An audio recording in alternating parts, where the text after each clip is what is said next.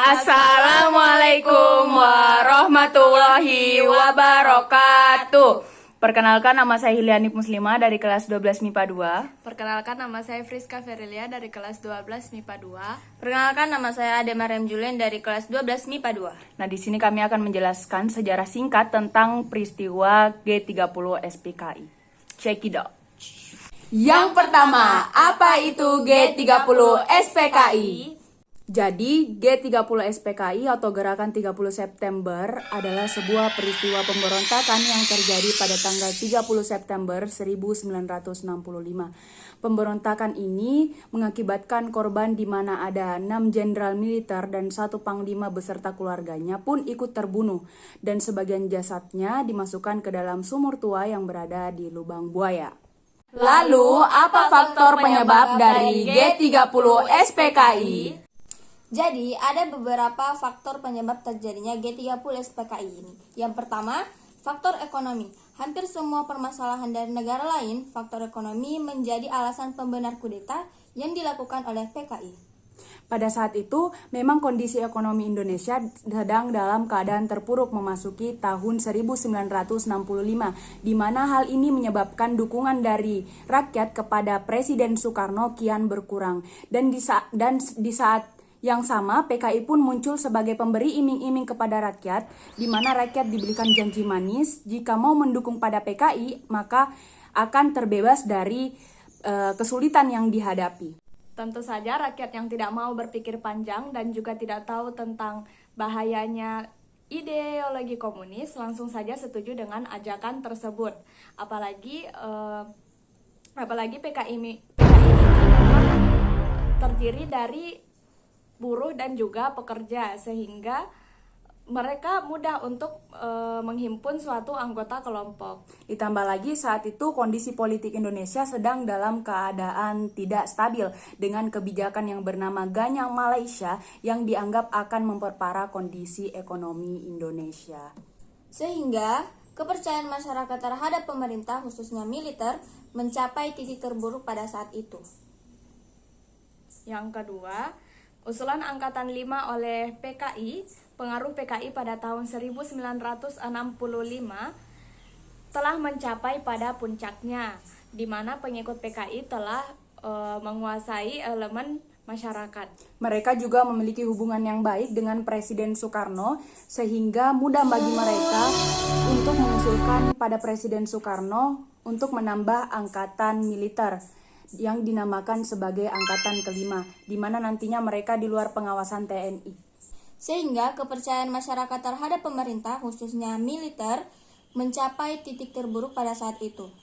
Yang kedua, usulan Angkatan 5 PKI oleh PKI, pengaruh PKI pada tahun 1965 telah mencapai pada puncaknya, di mana para pengikut PKI telah memasuki setiap elemen masyarakat. Mereka juga memiliki hubungan yang baik dengan Presiden Soekarno.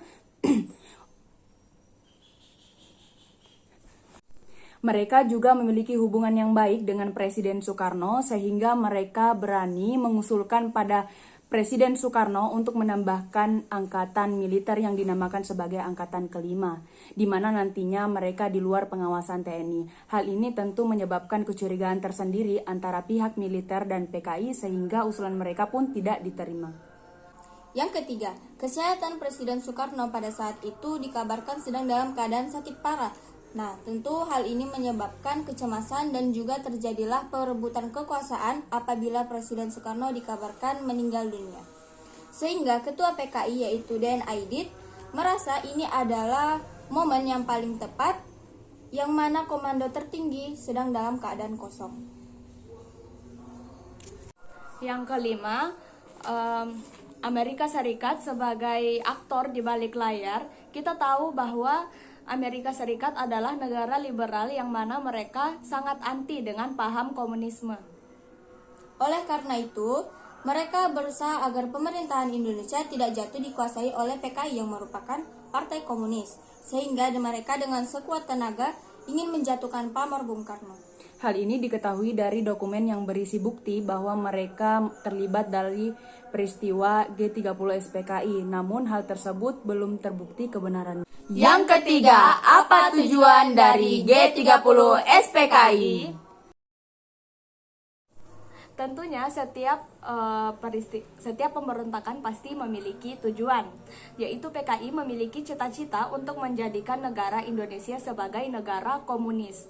Sehingga hal tersebut mendorong peristiwa yang kita kenal dengan sebutan G30 SPKI, ditambah beberapa faktor yang sudah dijelaskan sebelumnya. Tentu hal tersebut merupakan angin segar terhadap PKI.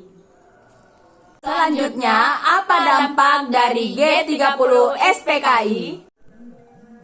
Jadi, keesokan harinya pada tanggal 1 Oktober 1965, TNI di bawah pimpinan Mayor Jenderal Soeharto, mereka langsung bergerak membalas aksi biadab yang dilakukan oleh orang-orang PKI. Dan akhirnya dengan berbagai operasi militer, pimpinan PKI yaitu DN Aidit dapat ditembak mati di wilayah Boyolali. Dan juga Letkol Untung berhasil ditangkap di wilayah Tegal.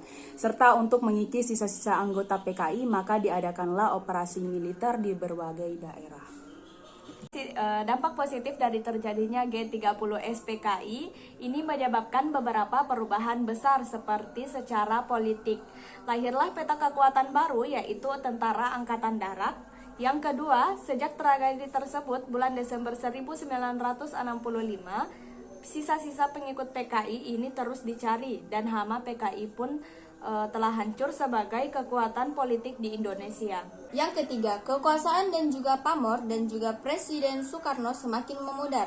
Ini mungkin bisa saja salah satu harapan dari Amerika Serikat. Namun, siapa yang tahu? Karena buktinya sendiri belum benar-benar terungkap. Itulah tadi sejarah dari G30 SPKI. Beruntungnya negara kita berhasil bertahan dengan pemberontakan yang terjadi pada saat itu. Jika tidak, mungkin saja kita tidak akan mendapatkan kebebasan seperti saat ini. Betul sekali. Begitu Jadi saudara. kita harus Ya, bersyukur. bisa merdeka gitu kan. Ya udah.